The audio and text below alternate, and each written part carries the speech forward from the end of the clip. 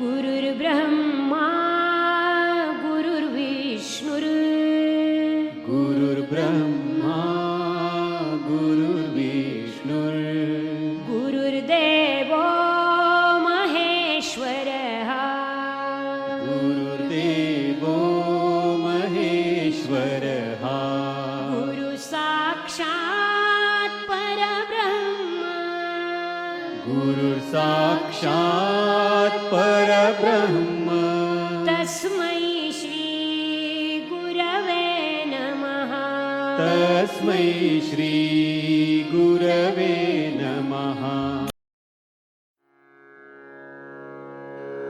ॐ नमो भगवते वासुदेवाय ॐ नमो भगवते वासुदेवाय ॐ नमो भगवते वासुदेवाय ॐ नमो भगवते वासुदेवाय ॐ नमो भगवते वासुदेवाय वासुदेवाय वासुदेवाय। प्रेम से बोलो श्री कृष्ण भगवान की जय, भोलेनाथ भंडारी की जय, गौर पार्वती की जय। एक बार बोल दो ना राधे राधे। प्यारे भक्तों मित्रों, श्री हरि सचित्र श्री भागवत सुधा सागर सुख सागर भगवान वेद व्यास कृत श्री मद भागवत 12 स्कंदों की सरल हिंदी व्याख्या श्लोक सहित प्रस्तुति की जा रही है। आचार्य श्री राजेंद्र कुमार सूर्यवंशी भगवान श्री कृष्ण की चरणों की धूल उनका शिष्य उनके मुख द्वारा इस भागवत कथा का प्रसाद आप सब में वितरण हो रहा है। तो प्रेम से बोलो श्री कृष्ण भगवान की जय, भोलेनाथ भंडारी की जय। मित्रों भक्तों, 27वें अध्याय में हमने आपको बतलाया था कि जहां मृत्यु की कुछ भी दाल नहीं गलती, यानी कि यदि योगी का चित्त योग साधन से बड़ी हुई मायामयी अणमयदी सिद्धियों में जिनकी प्राप्ति का योग के सिवा दूसरा कोई साधन नहीं है, नहीं फंसता, तो उसे मेरा वह अविनाशी परम पद प्राप्त होता है जहां मृत्यु की कुछ भी दाल नहीं गलती। तो प्रेम से बोलिए मित्रों, श्री कृष्ण भगवान की जय। 28वां अध्याय हम अब शुरू करने जा रहे हैं। तीसरे यानी कि तृतीय स्कंद का 28वां अध्याय प्रस्तुत किया जा रहा है। अष्टांग योग की विधि। मित्रों अष्टांग योग बहुत कठिन होता है, लेकिन इसमें जो विधि बतलाई गई है वो सहज ही होगी। कपिल भगवान कहते हैं, माता जी अब मैं तुम्हें सबीज ध्यय स्वरूप के आलम्बन से युक्त योग का लक्षण बताता हूँ, जिसके द्वारा चित्त शुद्ध एवं प्रसन्न होकर परमात्मा के मार्ग में प्रवृत्त हो जाता है। यथाशक्ति शास्त्र विहित स्वर धर्म का पालन करना तथा शास्त्र विरुद्ध आचरण का परित्याग करना, प्रारब्ध के अनुसार जो कुछ मिल जाए उसी में संतुष्ट रहना। प्रेम से बोलो श्री कृष्ण भगवान की जय। तो मार्ग में प्रवृत्त हो जाता है। यथाशक्ति शास्त्र विहित स्वर धर्म का पालन करना तथा शास्त्र विरुद्ध आचरण का परित्याग करना, प्रारब्ध के अनुसार जो कुछ मिल जाए उसी में संतुष्ट रहना, आत्मज्ञानियों के चरणों की पूजा करना, विषय वासनाओं को बढ़ाने वाले कर्मों से दूर रहना, संसार संबंध से छुड़वाने वाले धर्मों की प्रेम करना, पवित्र और परिमित भोजन करना, नियंत्रण एकांत और निर्भय स्थान में रहना, मन, वाणी और शरीर से किसी जीव को ना सताना, सत्य बोलना, चोरी ना करना। अर्थात मित्रों, कपिल भागवत कहते हैं, माता जी अब मैं तुम्हें सबीज ध्येय स्वरूप के आलम्बन से योग का लक्षण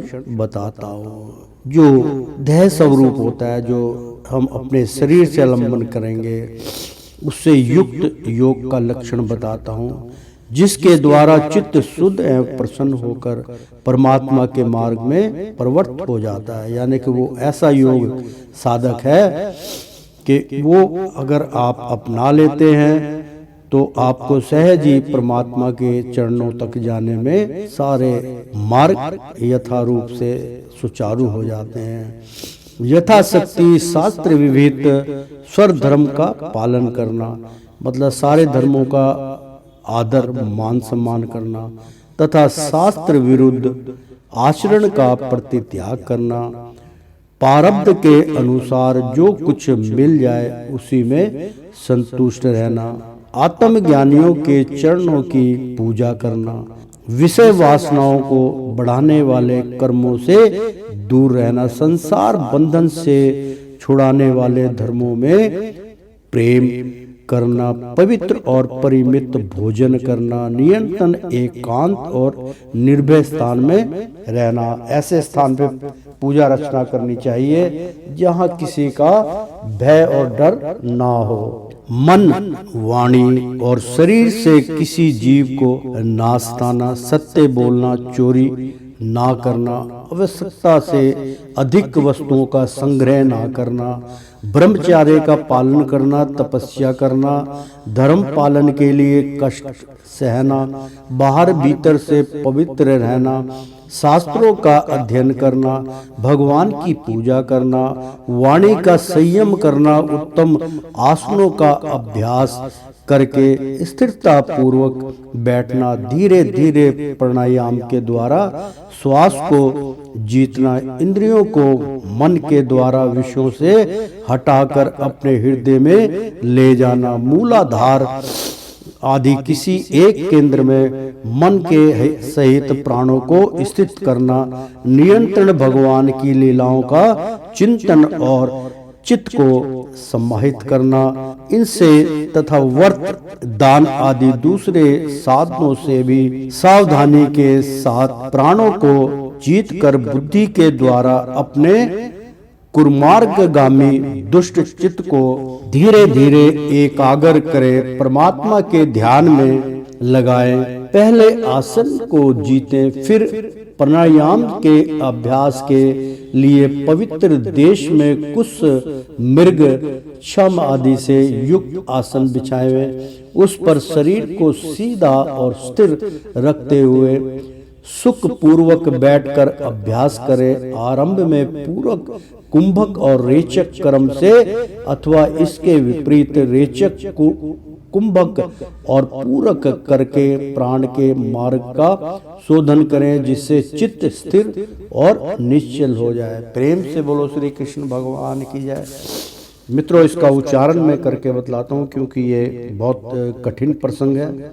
धीरे धीरे एकाग्र कर, यानी कि कुमा गर्गगामी दुष्ट चित्त को, मतलब हमारा चित्त जो है या हमारे मन से जुड़ा हुआ है। मन जब इधर उधर भटकाता है तो एकदम से आप एकाग्र करने की आवश्यकता ना करें। धीरे धीरे मन को, चित्त को एकाग्र करने की कोशिश करें। फिर एकाग्र होना पड़ता है तो परमात्मा के ध्यान में लगावें। मतलब जब इधर उधर भटके तभी परमात्मा में ध्यान अपना विलीन कर दीजिए। पहले आसन को जीतिए, मतलब जिस आसन पे बैठे हैं आप, उस आसन में किसी किस्म की कोई कमी नहीं आनी चाहिए, वो अच्छे से आसन। फिर प्राणायाम, मतलब प्राणायाम के अभ्यास के लिए पवित्र देश में कुछ मृग, चरम आदि से युक्त आसन बिछाएं। यानी कि आप कुछ आसन पे बैठ सकते हैं, मृगशाला पे भी आप बैठ सकते हैं। उससे युक्त कोई भी आसन बिछावें तो वो बहुत सिद्ध पुरुष वो होता है, वस्त्रहीन होता है, इसलिए उस पर शरीर को सीधा और स्थिर रखते, यानी कि दीवार का आप सहारा मत लीजिए, बिल्कुल सीधे आप आसन और पद्म आसन अगर आप नहीं लगा सकते तो साधारण आसन लगा सकते हैं। तो स्थिर रखते हुए सुखपूर्वक, यानी कि बहुत साधारण तरीके से आपको आरामदायक से बैठना चाहिए ताकि आप परेशान ना हो। बैठकर अभ्यास करें, फिर उसके बाद अपना धीरे धीरे अभ्यास करें। आनंद में पूर्वक कुंभक, यानी कि कुंभक स्थिति में अपान वायु और प्राण वायु को कुंभक में स्थिति यानी कि त्रिकुटी में स्थित कर ले। अगर वहाँ पे आपका रेचक हो जाता है, आप उस पे कामयाब हो जाते हैं, तो कुंभक क्या होता है? कुंभक स्थिति में मृत्यु नहीं है मित्रों। वहाँ पे श्वास अपान वायु और प्राण वायु दोनों को दबन कर लिया जाता है। वो चौकड़ी मार के आप बैठ जाइए, एक सांस जैसे नीचे ली, लंबी सांस छोड़ दीजिए, फिर एक सांस लंबी सांस लेके ऊपर मस्तिष्क में उसको केंद्र कर दीजिए। उसी को कुंभक और रेचक विधि कहते हैं। तो रेचक क्रम से अथवा इसके विपरीत रेचक कुंभक और पूरक करके प्राण के मार्ग का शोधन करें, यानी कि प्राण का जो मार्ग है उसको आप हर लीजिए। वो मुंह के द्वारा श्वास को बंद करके सीधा मस्तिष्क में ले जाइए। तो प्राण वायु और अपान वायु दोनों का मिलन होता है। दोनों जब बाहर निकलने की कोशिश करते हैं तभी उसको त्रिकुटी में केंद्रित कर लेना चाहिए। ये बहुत सरल मत समझिए, बहुत आस्ते आस्ते होता है। ये नहीं कि आप त्रिकुटी में अपना सांस का दमन कर लें और सांस को रोक दें और आप बहुत जबरदस्ती सांस को रोकने की कोशिश करें तो उसमें शरीर का नुकसान हो सकता है। आस्ते आस्ते पहले कुछ 5 सेकंड रोकिए, फिर 10 सेकंड रोकिए, फिर 15 सेकंड, इस प्रकार से रोकने की प्रैक्टिस कीजिए। तो मार्ग का शोधन करें जिससे चित्त यानी कि जो आपका चिंतन है और चित्त है स्थिर यानी कि एक समान और निश्चल हो जाए, यानी कि बिल्कुल ऐसा हो जाए कि यही मेरा रास्ता है, यही मेरा मार्ग है, निश्चल हो जाए। जिस प्रकार वायु और अग्नि से तपाया हुआ सोना अपने माल को त्याग देता है, उसी प्रकार जो योगी प्राण वायु को जीत लेता है। मित्रों, जो मैंने बतलाया आगे वो एक उसी का उल्लेख जो है भगवान श्री कृष्ण कपिल जी बतला रहे कि उसी प्रकार जो योगी, जो मतलब योग साधते हैं, योगी का मतलब ये नहीं कि आप सन्यासी हैं, या जो योग साधना करते हैं उनके लिए भगवान कहते हैं कि उसी प्रकार जो योगी प्राण वायु को जीत लेता है, यानी कि प्राण वायु को दबन कर लेता है, उसको अपना केंद्रित कर लेता है, फिर उसको सांस लेने की आवश्यकता नहीं, पांचों तत्व को वो केंद्रित कर लेता है और कुंभक स्थिति में चला जाता है। फिर वहां पर मृत्यु नहीं है। जब तक वो कुंभक स्थिति में होगा तो उसको कोई भी प्राणी, कोई भी जो है शरीर की इंद्रियां मार नहीं सकती, वो अजय अमर रहता है।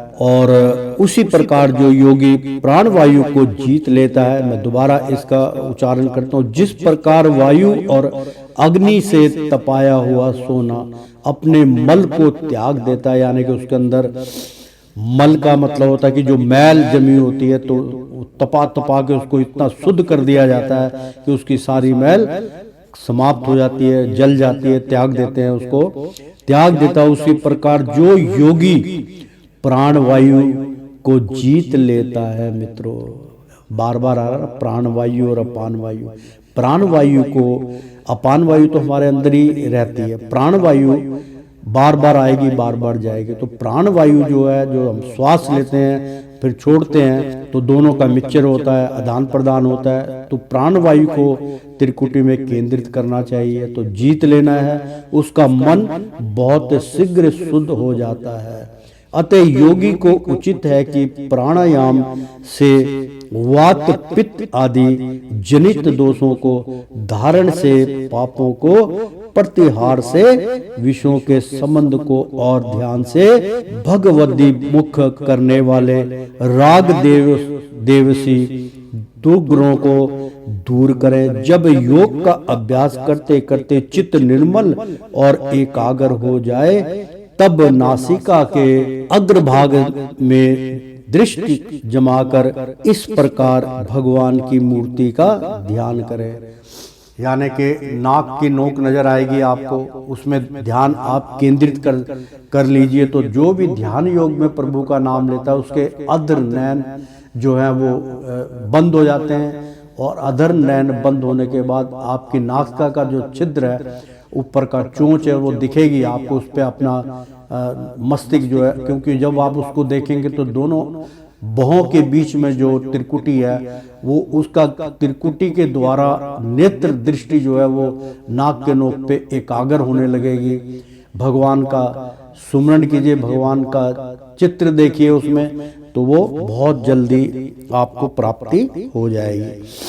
मित्रों, मैं इसका उच्चारण करके बतला दूं कि जिस प्रकार वायु और अग्नि से तपाया हुआ सोना अपने मल को त्याग देता है, उसी प्रकार जो योगी प्राणवायु को जीत लेता है उसका मन बहुत शीघ्र शुद्ध हो जाता है। यानी कि जब ध्यान योग में केवल प्रभु का ही ध्यान करेंगे तो आप आस्ते आस्ते बिल्कुल शुद्धिकरण होता जाएगा। अतः योगी को उचित है, मतलब योगी के लिए बहुत जरूरी है, उचित है कि प्राणायाम से, यानी कि प्राणायाम जो होता है वो यही होता है कि पालथी मार लीजिए, ठीक है, और पद्म आसन करके प्राणायाम स्थिति में अद्र प्राणायाम भी होता है, संपूर्ण प्राणायाम भी होता है। प्राणायाम में क्या होता है कि दोनों हाथ घुटनों पे रख लीजिए पालथी मार के, और हाथ हथेली को खोल लीजिए, अंगूठों को अपने हथेली के द्वारा पे दबा लीजिए, मुट्ठी बंद मत कीजिएगा, मुट्ठी खोल के रखिए, और आपके बीच का जो तलवा है उसके अंदर अंगूठे को रख लीजिए, और बेशक आप उसको उसी तरीके से खोल के, और फिर अपने श्वास को मतलब एक बार बाहर छोड़िए, फिर श्वास को सीधा मस्तिष्क में ले जाइए, उसमें केंद्रित हो जाती है वायु, तो आपको बिल्कुल दिक्कत नहीं आएगी। लेकिन बहुत किसी गुरु, प्रमाणिक गुरु की शरणागत में जाके जो आपको इस विद्या का ज्ञान दे, योग पुरुष हो, योग साधक हो, उससे आप इसकी विधि जान सकते। मैं तो जितना होता है मैं आपको बतला रहा हूँ, बहुत आसान है, तो बिना गुरु के आप मत कीजिएगा। तो उसको प्राणायाम बोलते हैं कि त्रिकुटी में आपने केंद्रित कर लिया है, कुंभक स्थिति में चले गए। इसी प्रकार और जो आवागमन होता है, जैसे कि मन को एकाग्र कर लेना, फिर उस तरीके से रेचक होता है कि जो कुंभक का मार्ग है रेचक, उसको समझ लेना, ऊपर नीचे करना, वो रेचक होता है क्रम। तो इसी प्रकार मित्रों प्राणायाम से वात, यानी कि वात आपकी गैस या कोई ऐसा, जैसे कि वो सब चीजें आपकी मतलब शुद्ध होने लग जाती है। ये नहीं है कि आप भगवान का भजन कर रहे हैं, कीर्तन कर रहे हैं और पेट आपका खराब है, गैस पास हो रही है, तो उसमें से वात रोग जो है वो भी समाप्त हो जाता है। पित्त इदादि, मतलब पित्त जो है, पित्त बनने से खट्टी ढकार ये वो ट्रम जनित दोषों को, यानी कि ये जनहित में दोष रहते हैं हमारे, किसी गैस बनती है, किसी को पेट की प्रॉब्लम है, किसी को जो है पित्त आदि की वो होती है, खट्टी ढकारें आती है, तो ये सब दोषों को धारणा से पापों को, यानी कि इसकी धारणा से पापों को नष्ट कर लीजिए। तो पापों को प्रत्याहार से विषयों के संबंधों को, यानी कि धारणा से, मतलब एक पक्का अपना निश्चय नियम कर लीजिए, धारणा कर लीजिए कि मैं अपने आप पे, अपनी इंद्रिया पे काबू रखूंगा। प्राणायाम से ये सब चीजें आपके सारे दोष समाप्त हो जाएंगे। तो दोषों को धारणा से, मतलब एक अटल विश्वास से आप पापों को, जो आप यार ये तो पाप हो गया मेरा, मतलब नष्ट हो गया, तो पापों को प्रतिहार, यानी कि एक एक करके उसको गबन कर दीजिए, उसको हरा दीजिए। से विषयों के जो आपके विकरालता, जो विषय आपके सताते हैं, कभी कोई बन रहा है, कभी ध्यान में कुछ आ रहा है, कभी मोह आ रहा है, कभी ये आ रहा है, कभी स्त्री, कभी मोह, ये सबको त्याग देते विषयों के संबंध को और ध्यान से, यानी कि उन संबंधों को अपने ध्यान योग से भागवती मुख, यानी कि भगवान का ही मुख देखिए, भगवान की छवि अपने नेत्र में लाइए तो करने वाले राग दोष आदि, यानी कि जो उससे राग उत्पन्न होते हैं, जो अलापते हैं, ऐसा कर लूं वैसा कर लूं, तो दोष आदि दुर्ग गुणों को, यानी कि जो आपको व्यर्थ गुण सताते हैं, उसको दूर करें। जब योग का अभ्यास करते करते चित्त निर्मल और एकाग्र हो जाए, तब नासिका के अग्रभाग में, यानी कि पहले तो ये विधि कीजिए, जब आपको पता है कि भाई अब मेरे को कोई इधर उधर की शक्तियां जो है वो नहीं गिर रही, मेरा मन विचलित नहीं हो रहा है, मेरा मन भगवान में विलीन हो रहा है, तब आप इस योग को साधिए। जब योग का अभ्यास करते करते चित्त निर्मल, यानी कि जब सारी चिंताएं दूर हो जाए और चित्त आपका निर्मल हो जाए, गंगा की तरह पवित्र हो जाए और एकाग्र हो जाए, एक मत हो जाए, तब नासिका के अग्रभाग में, यानी कि जो अभी बतलाया कि आप आंखें मूंद कर, यानी कि दृष्टि से उसको देखोगे तो एकाग्रता आपको मिलेगी। तो वही बतला रहे हरि महाराज कि जब योग का अभ्यास करते करते चित्त निर्मल हो जाए, एकाग्र हो जाए, तब नासिका के अग्रभाग में दृष्टि जमाकर इस प्रकार भगवान की मूर्ति का ध्यान करें। भगवान का मुख कमल आनंद से प्रफुल्ल है, नेत्र कमल कोश के समान रत्नारे हैं, शरीर नील कमल दल के समान श्याम है, हाथों में शंख चक्र और गदा धारण किए हुए हैं। यानी कि भगवान कमल देव बोलते हैं कि उस रूप का आप ध्यान कीजिए जिसमें उनके विष्णु भगवान के 4 हाथ हैं, एक में उनका कमल है, एक में उनके शंख है, एक में उनका जो है गदा है, ठीक है, इस प्रकार से एक में आशीर्वाद है। तो इस प्रकार का उनका ध्यान कीजिए, कोई फोटो ले लीजिए, उसको अपनी छवि अपने नेत्रों में उतार लीजिए, फिर उसी का ध्यान कीजिए। वो ऐसी छवि है कि ऑटोमेटिक सारी इंद्रियां उस छवि को देख के वशीभूत हो जाती है। तो प्रेम से बोलो श्री कृष्ण भगवान की। तो समान श्याम है, यानी कि उनका रंग श्याम है, हाथों में शंख चक्र और गदा, यानी कि 4 चीज हो गए ना मित्रों। हाथों में, एक में हाथ में शंख होता है, एक में चक्र होता है, विष्णु नारायण का जो चक्र है, यानी कि सुदर्शन चक्र होता है, और एक हाथ में उनके गदा होता है, धारण किए हैं। कमल की केसर के समान पीला रेशमी वस्त्र, कमल यानी कि कमल का फूल एक हाथ में होता है, जो कमल की केसर के यानी कि केसर रंग जो होता है वो बहुत भगवान को प्रसन्न है, वो मनमोहन वाला केसरिया रंग होता है। इसलिए कमल की केसर के समान पीला यानी कि पीला रेशमी वस्त्र लहरा रहा है। भगवान रेशम का स्वस्थ वस्त्र धारण किए हुए हैं। वक्ष स्थल में श्री वस्त्र चिन्ह है, यानी कि श्री स्वास्तिक का चिन्ह है, और गले में कौस्तुभ मणि झिलमिला रही है। कौस्तुभ मणि होती है, बहुत सुंदर होती है मित्रों, चमक बहुत होती है उसमें, वो झिलमिला रही है, और वनमाला चरणों तक लटकी हुई है, जिसके चारों ओर भौरे सुगंध से मतवाले होकर मधुर गुंजार कर रहे हैं। अंग प्रति अंग में महामूल्य हार, कंगन, किरीट, भुजबंद और निपुर आदि आभूषण विराजमान हैं। कमर में करधनी की लड़ियां उसकी शोभा बढ़ा रही हैं। मित्रों, हर प्रसंग के अंदर भगवान का इसी प्रकार से वो बार बार आपको चिंतन दिला रहे हैं कि भगवान का स्वरूप ऐसा है, उसको अपने नेत्र में उतार लीजिए, अपने हृदय में उतार लीजिए, उन्हीं का सुमरण कर लिए, वो फिर साक्षात्कार हो जाता है। तो कमर में करधनी की लड़ियां उसकी शोभा बढ़ा रही हैं। भक्तों के हृदय कमल ही उनके आसन है।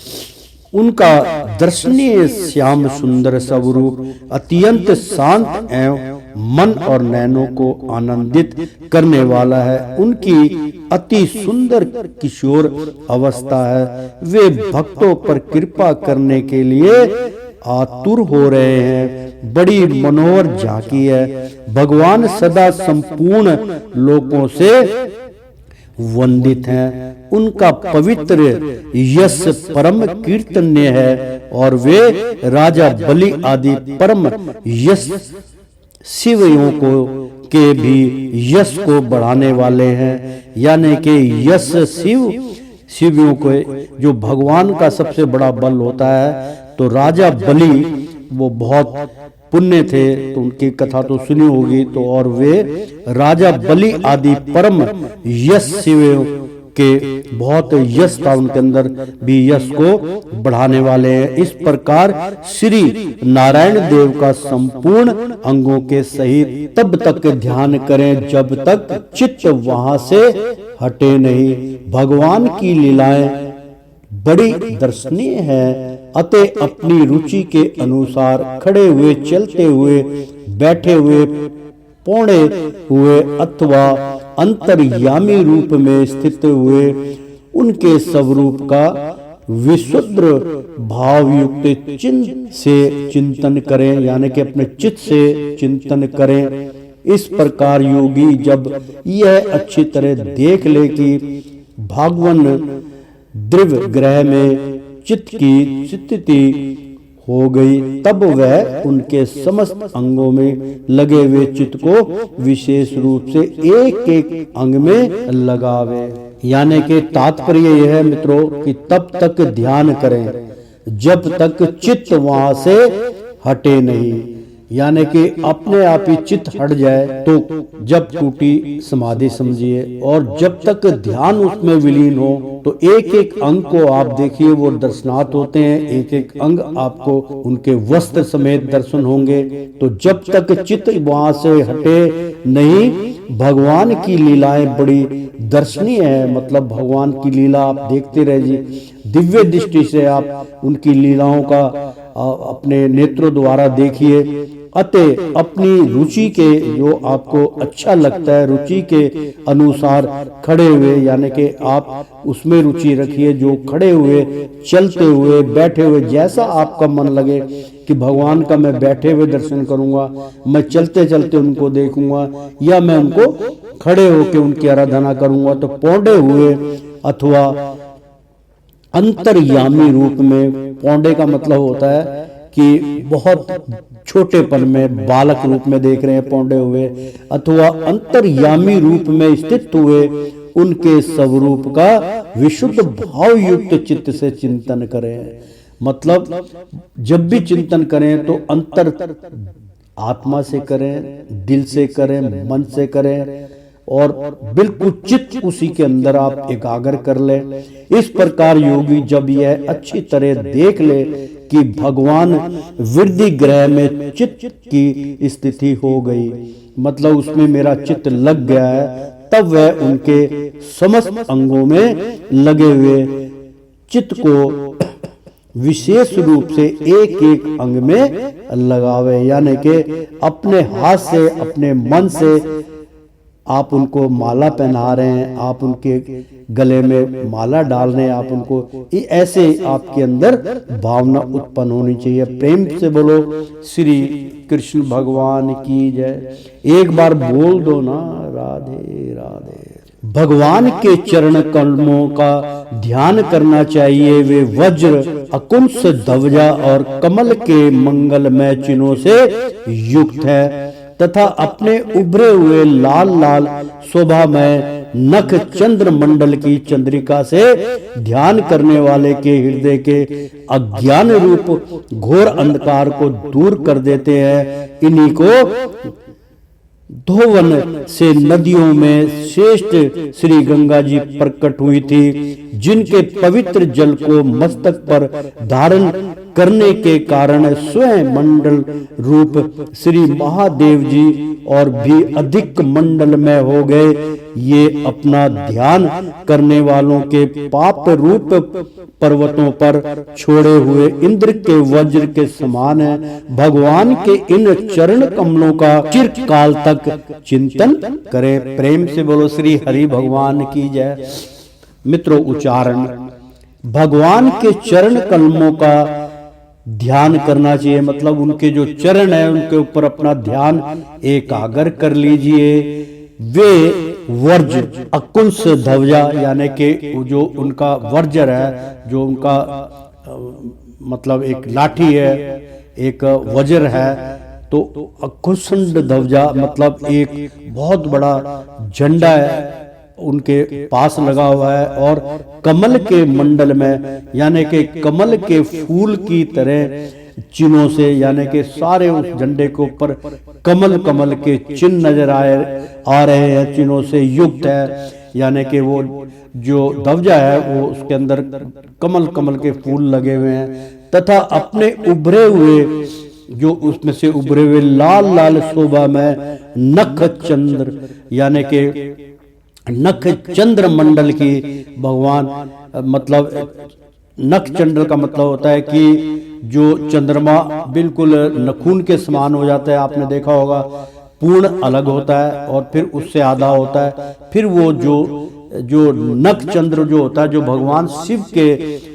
मुखट पे होता है, जो उनके शीश के ऊपर विराजमान है, उसको नख चंद्र मंडल की और चंद्रिका कहते हैं। तो चंद्रिका से ध्यान करने वालों के हृदय के अज्ञान रूप घोर अंधकार को दूर कर देते हैं। इन्हीं की धोवन से यानी कि उनकी सफाई करने से, धोने से, धोवन से नदियों में श्रेष्ठ श्री गंगा जी प्रकट हुई। उन्हीं के चरणों से गंगा जी प्रकट हुई थी, जिनके पवित्र जल को मस्तक पर धारण करने के कारण स्वयं मंडल रूप श्री महादेव जी भगवान ने अपने शीश पे उनको धारण किया था, अपनी मस्तक में उनका चरण अमृत पान किया था, ताकि क्योंकि गंगा जल बहुत पवित्र है, उनको जरा सा आप अपने माथे पे सुबह सुबह लगा लीजिए, देखिए बिल्कुल शीतल हो जाएगा, आपकी आत्मा प्रसन्न हो जाएगी। तो कारण समय मंडल रूप श्री महादेव जी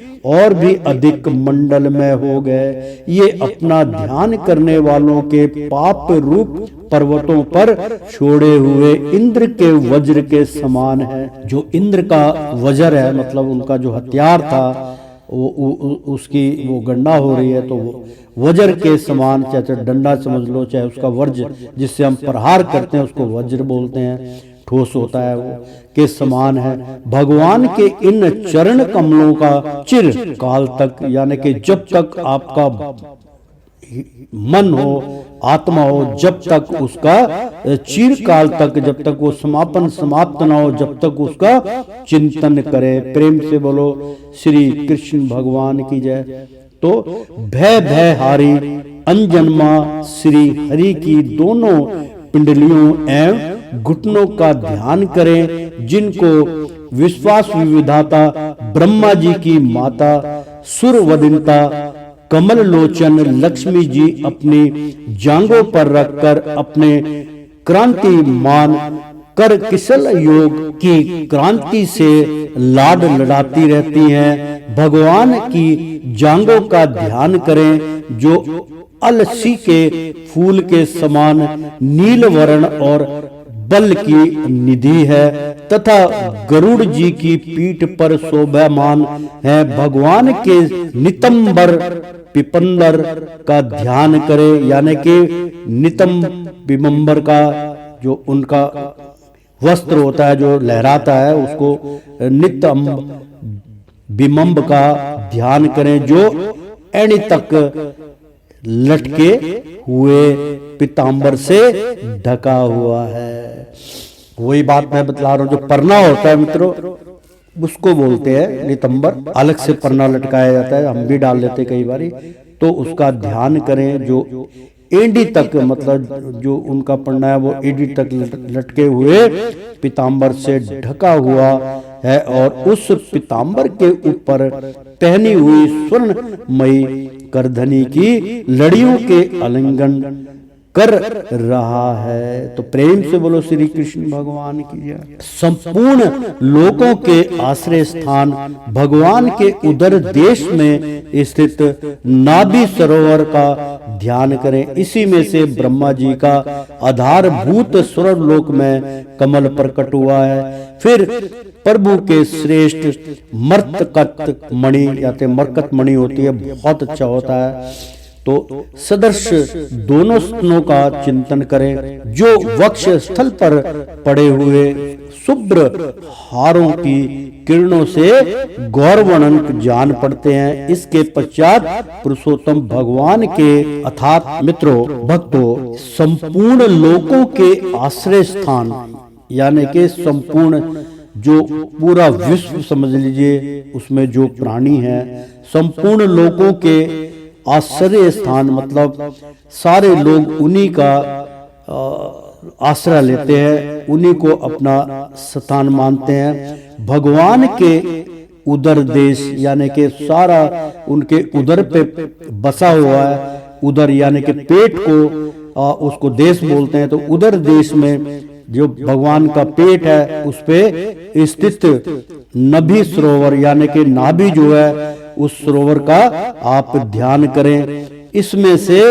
ब्रह्मा जी का आधारभूत यानी कि ब्रह्मा जी उसी में कमल स्वरूप उत्पन्न हुआ, उसमें से स्वर्ग लोक में कमल प्रकट हुआ। फिर प्रभु के श्रेष्ठ मरकत मणि सदर्श दोनों स्तनों का चिंतन करें जो वक्ष स्थल पर पड़े हुए शुभ्र हारों की किरणों से गौरवर्ण जान पड़ते हैं। इसके पश्चात पुरुषोत्तम भगवान, जैसे पुरुषोत्तम श्री रामचंद्र जी थे उसी प्रकार से उनकी व्याख्या हो रही है कि पुरुषोत्तम कपिल मोहन वक्ष स्थल का ध्यान करें जो महालक्ष्मी का निवास स्थान और लोगों के मन एवं नेत्रों को आनंद देने वाला है। फिर संपूर्ण लोकों के वंदनीय भगवान के गले का चिंतन करें जो मानो कौस्तुभ मणि को भी सुशोभित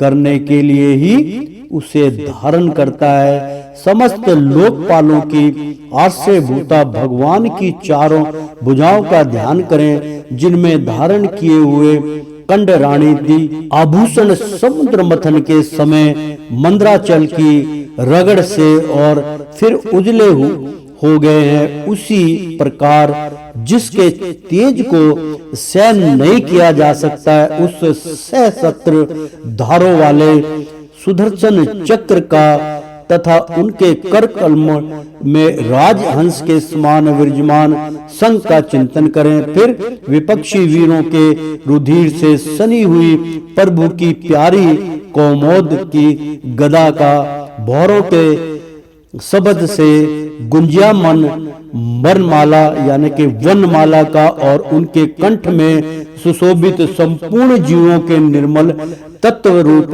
कौस्तुभ मणि का ध्यान करें। अर्थात मित्रों उच्चारण समस्त लोकपालों की आश्रय भूता यानी कि जितने भी संसार में लोकपाल है, लोकहित में जो लोक को संसार में जो जिसका पालनहार है तो आश्रय भूता यानी कि उनका एक ही मात्र सहारा है भगवान की चारों भुजाएं का ध्यान करें। जो भगवान का चार भुजा जो विष्णु नारायण है उनकी चारों भुजाओं का आप ध्यान कीजिए जिनमें धारण किए हुए कंड रानी दी आभूषण यानी कि अनमोल कंठ मतलब चूड़ी जैसे जो आभूषण है समुद्र मंथन के जब समुद्र मंथन हुआ था के समय मंद्राचल की रगड़ से यानी कि जिससे उसको मदा गया था तो मदरा जैसे मदराचल होता है जिससे हम लस्सी वो करते हैं रगड़ी बोलते हैं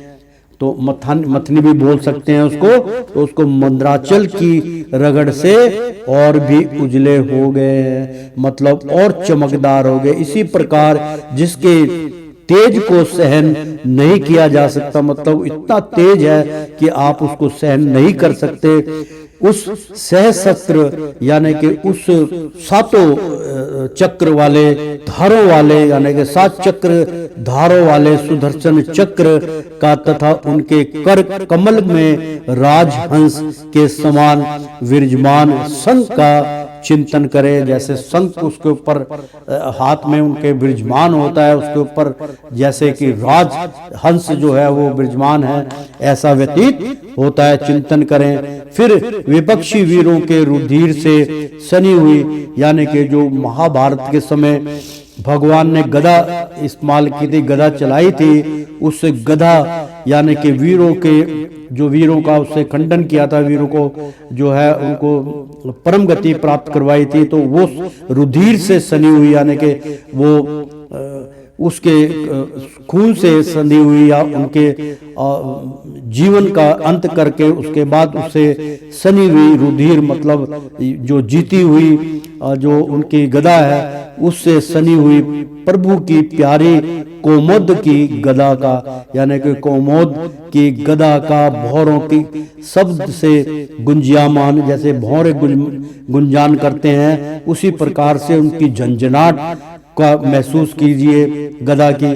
वन माला का, और वन में जो मतलब जैसे तुलसी की माला है और अशोक के पत्तों की माला है और फूलों की माला है, इस प्रकार उनके कंठ में सुशोभित संपूर्ण जीवों के निर्मल तत्व रूप यानी कि उनके गले के अंदर सुशोभित बहुत सुंदर लग रहे हैं संपूर्ण जीवों के सारे जीव जंतु निर्मल तत्व रूप यानी कि उनका निर्मल तत्व रूप जैसा है कौस्तुभ मणि का ध्यान करें। तो बिल्कुल निर्मल शास्त्र और उनकी उसका ध्यान करें। भक्तों पर कृपा करने के लिए ही यहाँ साकार रूप धारण करने वाले श्री हरि के मुख कमल का ध्यान करें जो सुगंध नासिका से सुशोभित हैं और झिलमिलाते हुए मकराकृत कुंडलों के हिलने से अतिशय प्रकाशमान स्वस्थ कपोलों के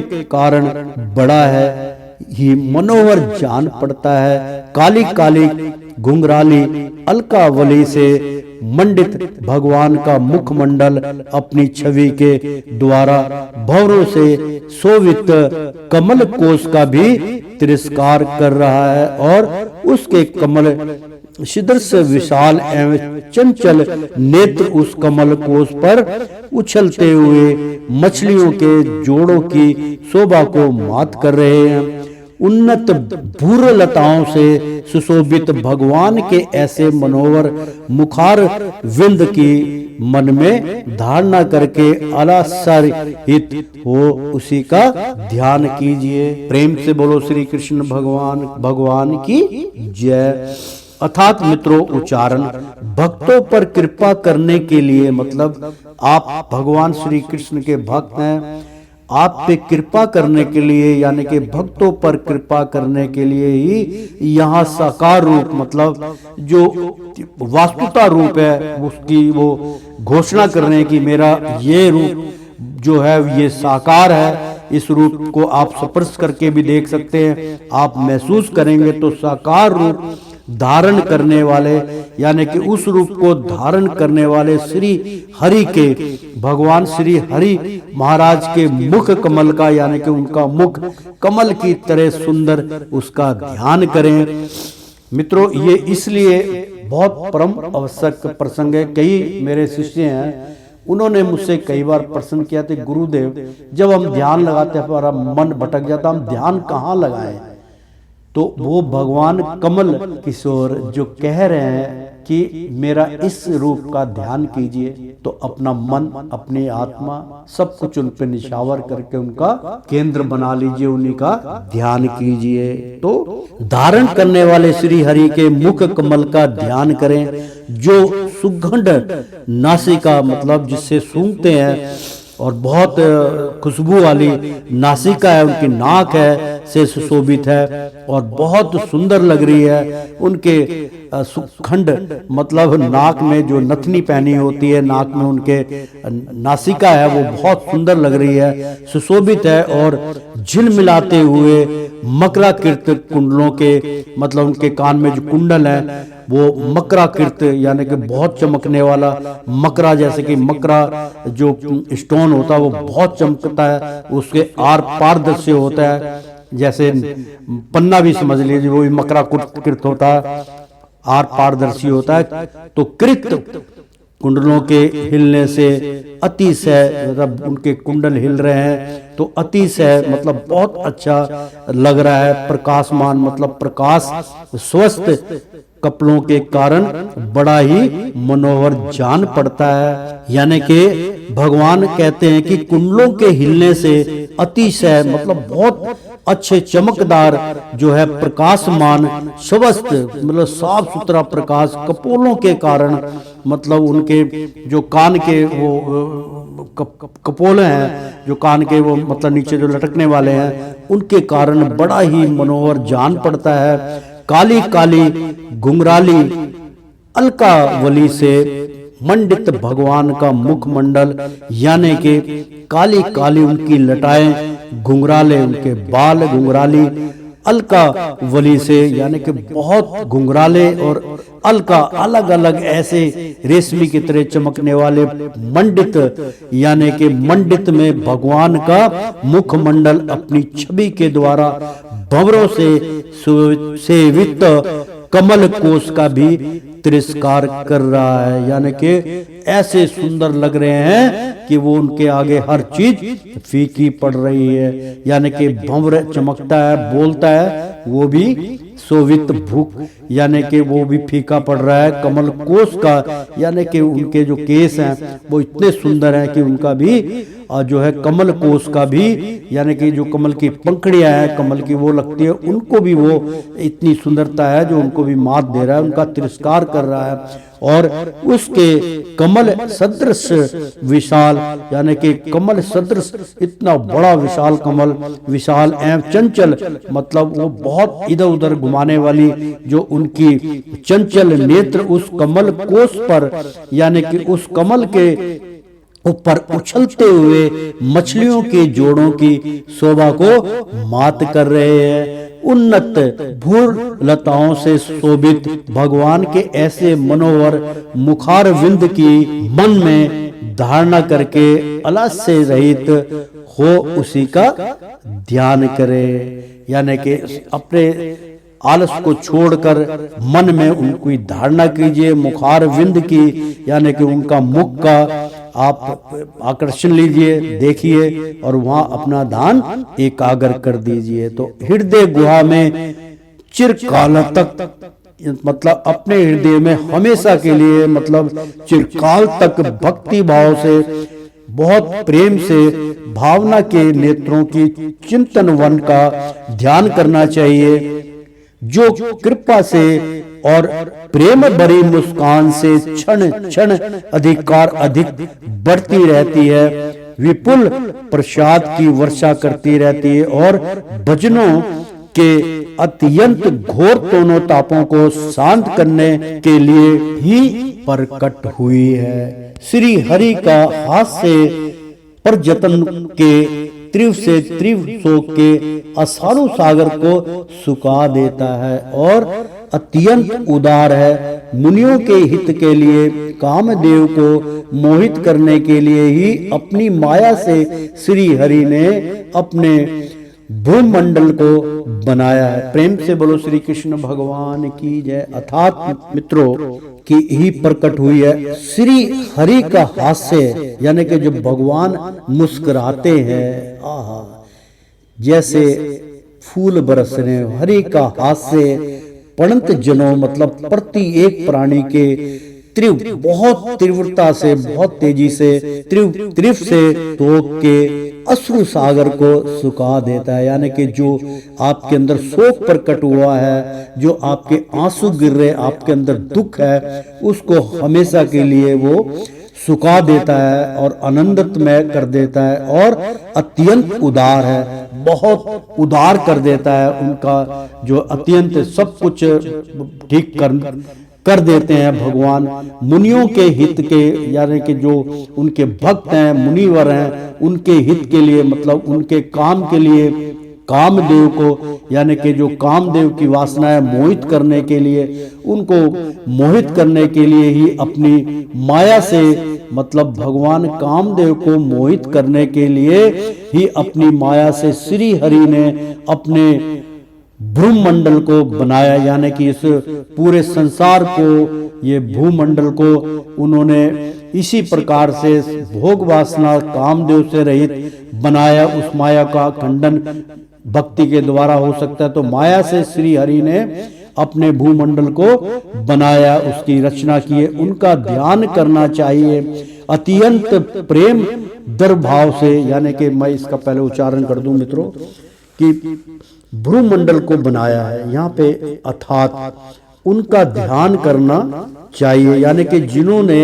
ये भूमंडल को बनाया है उस परमात्मा श्री हरि का आपको ध्यान करना चाहिए, ना के मतलब कामदेव की कामना करनी चाहिए। कहते सब मेरे बनाए हुए हैं। तो मुनिवरों के लिए ऐसा विचार धारणा करनी चाहिए कि मेरे मुखमंडल पे अपना ध्यान करें, मुझ पे अपना ध्यान करें, तो कामदेव आपकी शरणागत में आ जाएगा, आपको उत्तेजित नहीं कर पाएगा।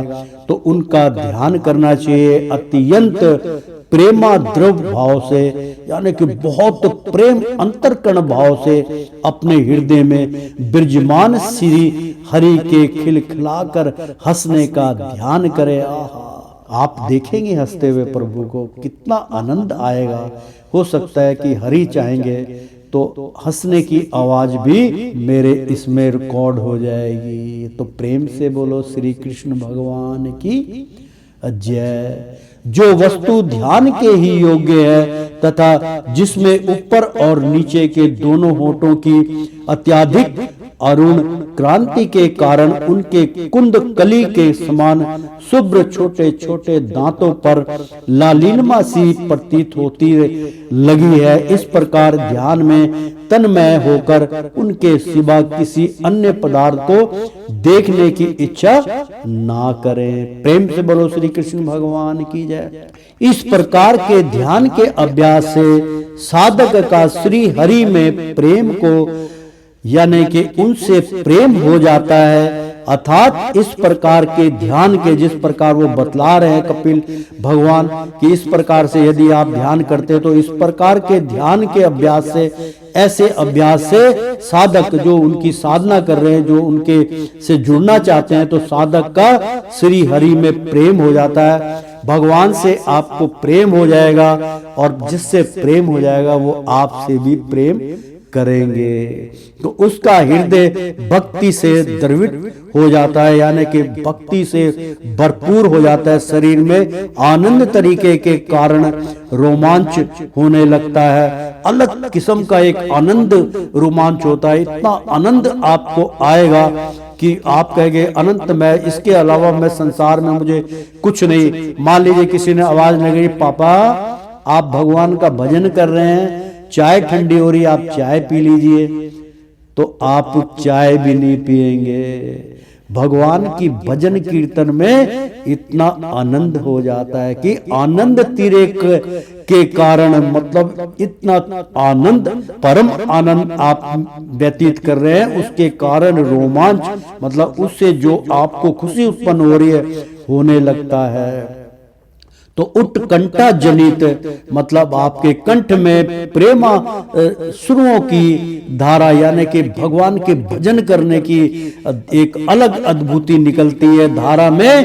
वह बारंबार अपने शरीर को नहलाता है और फिर मछली पकड़ने के कांटे के समान श्री हरि को अपनी ओर आकर्षित करने के साधन रूप अपने चित्त को भी धीरे धीरे ध्येय वस्तु से हटा लेता है। जैसे तेल आदि के चुक जाने पर दीप शिखा अपने कारण रूप तेजस तत्वों में लीन हो जाता है, वैसे ही आश्चर्य विषय और राग से रहित होकर मन शांत ब्रह्माकार हो जाता है। इस अवस्था के प्राप्त होने पर जीव गुण प्रभाव रूप देह आदि उपाधियों के निर्वृत्त हो जाने के कारण ध्याता ध्येय आदि विभाग से रहित एक अखंड परमात्मा को ही सर्वत्र अनुगत देखता है। प्रेम से बोलो श्री कृष्ण भगवान की जय। योग अभ्यास से प्राप्त हुई चित्त की इस अविधारित लय रूप निर्वृत्ति से अपने सुख दुख रहित ब्राह्मण रूप महिमा में स्थित होकर परम परमात्मा तत्व का साक्षात्कार कर लेने पर वह योगी जिस दुख सुख भोक्त तत्व को यानी कि जो दुख सुख को भोगता है, पहले अज्ञानवश अपने स्वरूप को में देखता था, उस अब अविधाकृत अहंकार में ही देखता है। जिस प्रकार मदिरा के मद से मत वाले पुरुष को अपनी कमर पर लपेटे हुए वस्त्र के रहने या गिरने की कुछ भी सुधि नहीं रहती, उसी प्रकार चर्म अवस्था को प्राप्त हुए सिद्ध पुरुष को भी अपनी देह के और बैठने उठने अथवा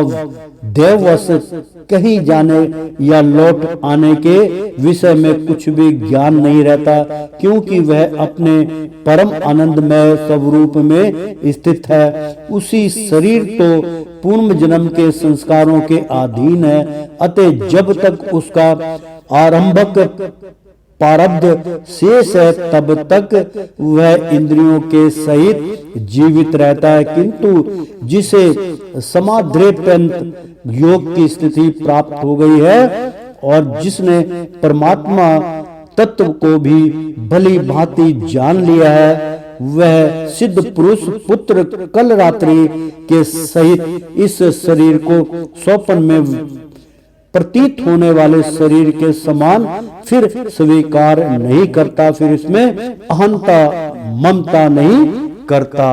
प्रेम से बोलो श्री कृष्ण भगवान की जय। मित्रों, उच्चारण बहुत जरूरी है, क्योंकि समझ में जो आ रहा है आपके, कुछ मैं इसका उच्चारण कर देता हूँ।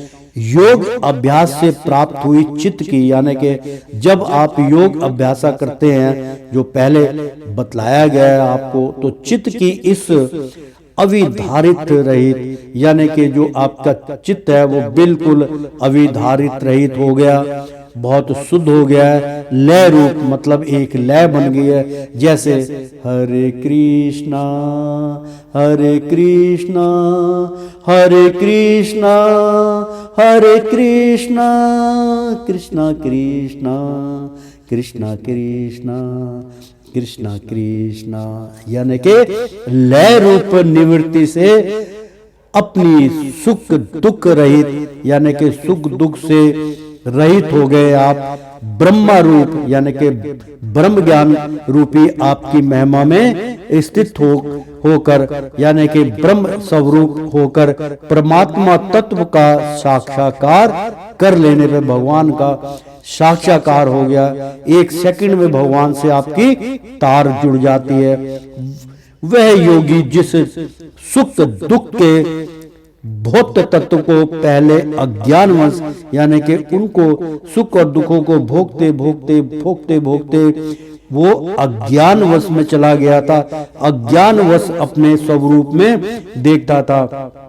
अज्ञानता के कारण वो रोता था, भगवान के आगे दो आंसू बहाता था, मेरे को इतना दुख क्यों दे रहे हो प्रभु, ये मेरा सुख है ये मेरा दुख है। उसी में आदमी घूमता रहता है और प्रभु को भूल जाता है। तो मैं देखता था उसे अब अविधाकृत अहंकार में यानी कि अपने आप को उसका आधार मान के अहंकार में ही देखता है कि ये तो मेरा भ्रम था, मेरा अहंकार था। जिस प्रकार मदिरा के मद से जो आदमी नशे में चूर रहते हैं, मदिरा का सेवन करते हैं तो मतवाले हो जाते हैं। मतवाले पुरुष को अपनी कमर पर लपेटे हुए वस्त्र के रहने या गिरने की कुछ भी सुधि नहीं रहती है। वो अपने वस्त्रों का ध्यान खो बैठता है, अपने आप को भूल जाता है, मद में चूर होता है। उसी प्रकार चर्म अवस्था को प्राप्त हुए यानी कि जो हमारा शरीर है वो चर्म अवस्था का शरीर है, इसमें मांस है, हड्डियां हैं, बहुत कुछ है, सूक्ष्म नहीं है। यानी कि सूक्ष्म जो होता है वो आजाद होता है, हमारे अंदर ही सूक्ष्म देह है। तो चरम अवस्था को प्राप्त हुए सिद्ध पुरुष को, यानी कि जो उससे सिद्ध पुरुष को भी अपनी देह के बैठने उठने, ये उनका शरीर है, उसको बैठने उठने अथवा देहवश कहीं जाने या लौट आने के विषय में कुछ भी ज्ञान नहीं रहता कि मुझे क्या करना चाहिए, क्योंकि वह अपने परम आनंदमय रूप स्वरूप में स्थित है। वो उसी को अपना परम आनंद स्वरूप मानता है। उसका शरीर तो पूर्ण जन्म के, यानी कि जो आज का हमारा जन्म है वो पूर्ण जन्म मतलब पिछले जन्मों का बहुत अच्छा प्रसंग है। मित्रों, मैं कई बार इसका उच्चारण कर चुका हूं, फिर भी इसमें ग्रंथ में जो कहा जा रहा है उस सत्य को जानिए। मेरे सत्य को तो असत्य भी मान लेते हैं लोग, लेकिन ग्रंथ को आप झूठा नहीं कह सकते। ये भागवत कह रही है, भगवान कमल अपने मुख द्वारा वर्णन कर रहे हैं अपना कि मेरा क्या क्या मेरी वास्तुता है, क्या मेरा अस्तित्व है। तो वो बतला रहे कि उसका शरीर तो पूर्ण जन्म के संस्कारों के अधीन है, यानी कि पिछले जन्म में जो जन्म करते आ रहे हैं, पूर्ण जन्म यानी कि जो बीत चुका है, बार बार जन्म ले रहे हैं, उन संस्कारों के अधीन है। उनके जो संस्कार उत्पन्न हुए, पाप है, पुण्य है, लेना है, देना है, पता नहीं क्या क्या है, उसके अधीन है हम लोग, प्रत्येक प्राणी। अतः जब तक उसका आरंभक प्रबंध शेष है, यानी कि थोड़ा भी उसका शेष बाकी है, तब तक वह इंद्रियों के सहित जीवित रहता है। जो उसकी इंद्रियां, उसके साथ उसका मतलब जब तक हड्डियां उसकी खत्म नहीं होगी, जब तक उसको मेहनत करके पालन पोषण करना पड़ता है, अपना कर चुकाना पड़ता है। यही सृष्टि की रचना है। तो किंतु जिसे समाधि पर्यंत योग की स्थिति प्राप्त हो गई है, यानी कि किंतु जिसे जो परंतु किंतु जो व्यक्ति, जो प्राणी जिसे समाधि पर्यंत यानी कि जो समाधि की स्थिति में चला जाता है, उस योग की स्थिति प्राप्त हो गई है, जिसको योग स्थिति प्राप्त हो गई है, वो समाधि में विलीन हो जाता है, भगवान के ध्यान में प्रसन्न हो जाता है, तो प्राप्त हो गई है। और जिसने परमात्मा तत्व को, जिसने भगवान के प्रति एक तत्व को, हर एक चीज को भी भली भांति जान लिया है, मतलब एक एक अंश को पहचान ली कि हरि महाराज क्या है, कैसे है, कैसे निवारण करते हैं। जो आदमी भगवान को पहचान जाता है वह सिद्ध पुरुष पुत्र कलत्रादि के सहित इस शरीर को स्वप्न में प्रतीत होने वाले शरीर के समान फिर स्वीकार नहीं करता। यानी कि जो जिस प्रकार से स्वप्न में हम शरीर को देखते हैं, स्वप्न देखते हैं, सुबह भूल जाते हैं, फिर वो इस स्वप्न की दुनिया में, इस मोह माया के जाल में, इस जीवन मृत्यु के आवागमन से मुक्त हो जाता है, फिर स्वीकार नहीं करता, फिर इसमें हंसता ममता नहीं करता, फिर वो ना अहंता होती है, ना ममता होती है, ना दुख, ना सुख, ना हंसना, ना बोलना, करीब ब्रह्म आनंद में विलीन हो जाता है, नहीं करता। जिस प्रकार अत्यंत स्नेह के कारण पुत्र और धन आदि में भी साधारण जीवों की आत्मा बुद्धि रहती है, किंतु थोड़ा सा विचार करने से ही वे उनसे स्पष्टतया अलग दिखाई देते हैं, उसी प्रकार जिन्हें यह अपना आत्मा मान बैठा है, उन देह दिस भी उनका साक्षी पुरुष पृथक ही है। जिस प्रकार जलती हुई लकड़ी से, चिंगारी से, समय अग्नि से ही प्रकट हुए धुएं से तथा अग्नि रूप मानी जाने वाली उस जलती हुई लकड़ी से भी अग्नि वास्तव में पृथक ही है। प्रेम से बोलो श्री कृष्ण भगवान की जय। अर्थात मित्रों, भक्तों, जिस प्रकार अत्यंत स्नेह, मतलब जिस प्रकार बहुत अधिक स्नेह रखने वाला, बहुत शांत स्वभाव के कारण पुत्र और धन आदि, यानी कि बहुत प्यार से, बहुत मोहब्बत से पुत्र और धन आदि में साधारण जीवों की आत्म बुद्धि रहती है, यानी कि जो बहुत साधारण माने गए हैं, उनकी बुद्धि उसी में शक्तिहीन होती है। रहती है, किंतु थोड़ा सा विचार करने से, अगर थोड़ा सा आप विचार करेंगे, करने से वे उससे स्पष्टतया अलग दिखाई देती है। अगर आप थोड़ा सा विचार अपने आप को करेंगे तो अपने शरीर के बारे में क्यों आया, किस लिए आया, कैसे आया, थोड़ा सा विचार करेंगे तो वो अपने आप ही आपको पृथक लगेगी और मिथ्या लगेगी। उसी प्रकार जिन्हें यह अपना आत्म यानी कि आत्मा मान बैठा है कि यही मेरी आत्मा है, इसी में मेरी रुचि है, इसी में सब कुछ है, उन देह आदि से भी उनका साक्षी पुरुष पृथक ही है। उन सबसे जो साक्षी पुरुष भगवान जो है वो बिल्कुल अलग है। जिस प्रकार जलती हुई लकड़ी से, चिंगारी से, समय अग्नि से ही, यानी कि जिस प्रकार लकड़ी जलती है उसमें से चिंगारी निकलती है, स्वयं यानी कि खुद अपने आप में अग्नि से ही प्रकट हुए धुएं से, अग्नि से ही वो धुआं प्रकट होता है, तथा अग्नि रूप मानी जाने वाली कि मैं ही सब कुछ हूँ, उस जलती हुई लकड़ी से भी अग्नि वास्तव में पृथक ही है। मतलब लकड़ी अलग है और जब आग जल रही है वो उससे अलग है। यानी कि हमारे शरीर में सब पृथक पृथक वो रूप बतला रहे हैं कि जो जिस चीज से आपका चित्र लगा है वो मेरे से उसका कोई लेना देना नहीं है, उन सब का त्याग करो। जिस प्रकार लकड़ी जल रही है तो लकड़ी एक अलग दिखेगी आपको, उसके बाद जो उसमें चिंगारी उठेगी वो आपको अलग दिखेगी, और उसके अंदर जो जलती हुई लकड़ी मतलब जो अग्नि वास्तव में पृथक ही, मतलब धुआं उठने वाला 3-4 भागों में वो बट जाती है। उसी प्रकार भूत इंद्रियां और अंतरकरण से उनका साक्षी आत्मा अलग है। प्रेम से बोलो श्री कृष्ण भगवान की जय। उसी प्रकार भूत यानी कि भूत जो आपका सूक्ष्म है, उसी प्रकार भूत काल या भूत इंद्रियां यानी कि जो आपकी इंद्रियां हैं वो अंतरकरण से यानी कि आत्मा से उनका साक्षी आत्मा अलग है। मतलब जो वास्तव में जिसका हम साक्षात्कार करना चाहते हैं, आत्मा का साक्षात्कार करना चाहते हैं, वो इंद्रियों से, मन से, सब से पृथक है। मित्रों क्यों? वही हरि वाच है, वही हरि है।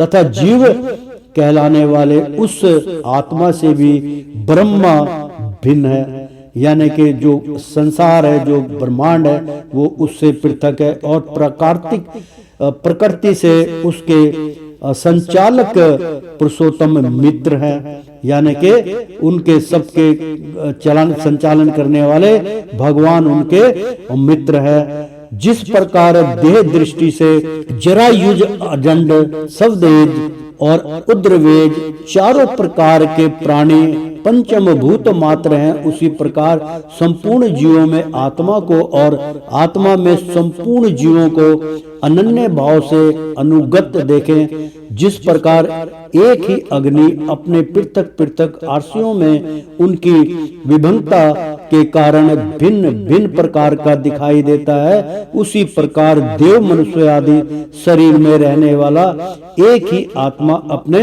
आश्रयों के गुण भेद के कारण भिन्न भिन्न प्रकार का भासता है।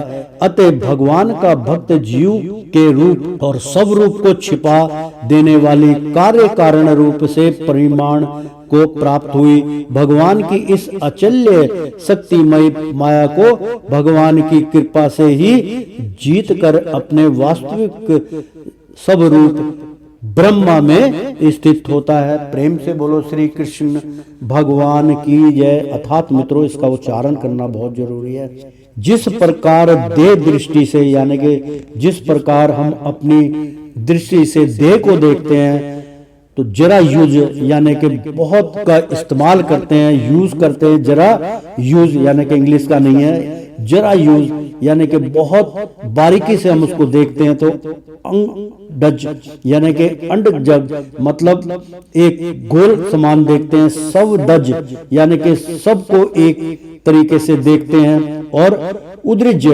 मतलब अलग अलग तरीके से उसको अपनी गणना करते हैं। चारों प्रकार के प्राणी मतलब अलग अलग प्रकार के प्राणी हैं, पंचम भूत मात्र हैं, यानी कि पंचभूतों से ही बने हैं। उसी प्रकार संपूर्ण जीवों में आत्मा को और यानी कि उसी प्रकार संपूर्ण जीवों में मतलब सभी जीव जंतु और प्राणियों के अंदर आत्मा को यानी कि सबके अंदर वो आत्मा है, आत्मा को और आत्मा में संपूर्ण जीवों को यानी कि उसी आत्मा में सब जीवों को हम जीवों को अनन्य भाव से अनुगत देखते हैं। यानी कि आत्मा के अंदर भी एक आत्मा है जिसको भगवान स्वरूप कहते हैं कि इनके अंदर भी आत्मा, इनके अंदर भी भगवान का रूप है। अनन्य भाव से अनुगत देखें। जिस प्रकार एक ही अग्नि यानी कि जिस प्रकार अग्नि तो एक ही है,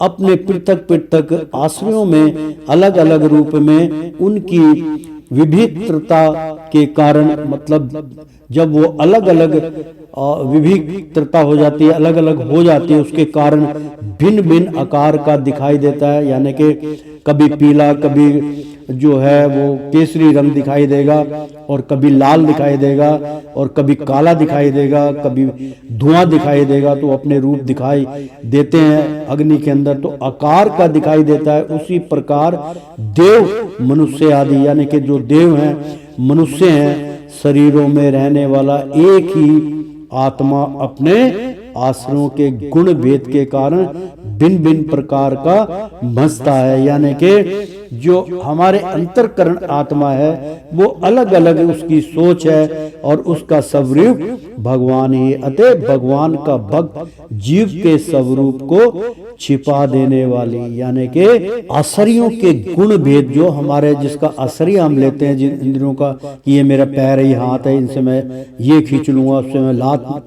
से अपना चलूंगा। तो आश्रय के गुण भेद उनके सारे भेद आप जानते हैं, तभी उसका संचालन करते हैं भेद के कारण और उसके कारण भिन्न भिन्न प्रकार का भासता मतलब भागता या बसता रहता है, भासता रहता है उसके कि ये मेरा ये है, ये मेरा वो है, तो करता है। तो अतः भगवान कपिल मोहन कहते हैं अतः भगवान का भक्त जीव के स्वरूप को छिपा देने वाली कार्य कारण रूप से यानी कि अतः भगवान कहते हैं कि भक्त जो है जो जीव के स्वरूप को जो जीव प्रत्येक जीव के स्वरूप को छिपा देने वाली यानी कि उसको वो छिपाना चाहता है तो कार्य कारण रूप ये उसका कार्य कारण रूप बन जाता है। कारण रूप से जो परिणाम को प्राप्त हुई, जो उससे परिणाम निकले हुई भगवान की इस अचिन्त्य यानी कि एक अद्भुत